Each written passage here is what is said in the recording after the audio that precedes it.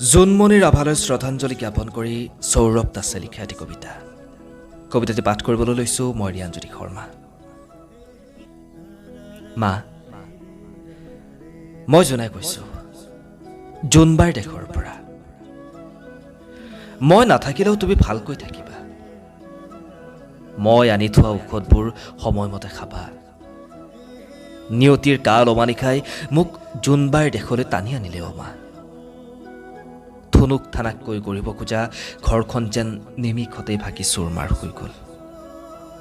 অ মা, মোৰ মুগাৰ সাজযোৰ লগতে খাকী পোছাকযোৰ বেৰত ওলোমাই থবা।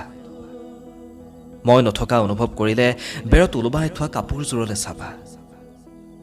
মা, তাতেই মোক তুমি বিচাৰি পাবা। অ মা, মই বোৱা ফুলাম গামোচাখন ভালকৈ ৰাখিবা। জুবিন দাক লগ পালে দিবা। ভাবিছিলোঁ এইবাৰ সময় পালে জুবিন দাৰ কাষলৈ যাম। হাতে বোৱা ফুলাম গামোচাখনৰে বিহুৰ উলক জনাম। জুবিন দাৰ সতে দুই এটি গীত গুণগুণাম। অ মা, মই জোন যে, সেইবাবে নিয়তিৰ কাল অমানিশাই মোক জোনৰ দেশলৈ লৈ আহিলে। ধন্যবাদ।